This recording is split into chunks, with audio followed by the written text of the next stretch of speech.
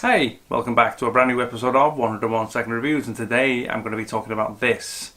A Private War, the brand new bio about the war correspondent Marie Colvin, played by Rosamund Pike, a person who went from war zone to war zone all the way from Sri Lanka and finally in Syria at Oms. Okay, back in a second. Okay, right, A Private War starring Rosamund Pike as Marie Colvin, the very famous, very renowned war correspondent. This is somewhat of an odd film to a certain extent because it deals with a fascinating subject.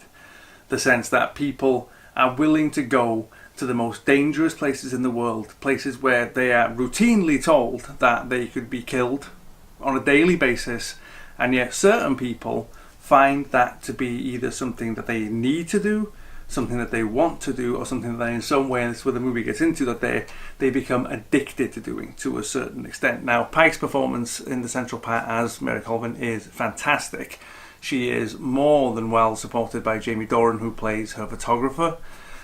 But there is a sense with the film, and this is the odd thing, that for all the sense of how fascinating she is, because we do get a sense of her work, this kind of dangerous environment that she's constantly in, as a woman, of course, as well, that makes it even more interesting to a certain extent, and you get a sense of how that will affect her outside of her work in terms of her personal relationships, in terms of PTSD, in terms of alcohol problems and so forth. But there is, in a sense, like an emotional vacuum that goes on in the film, and I don't exactly know why that is.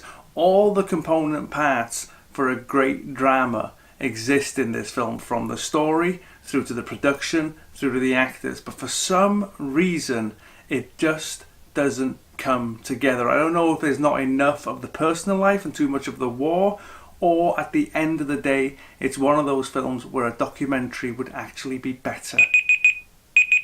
It's hard to say. Okay, thanks for watching as always, and I'll be back soon with more reviews.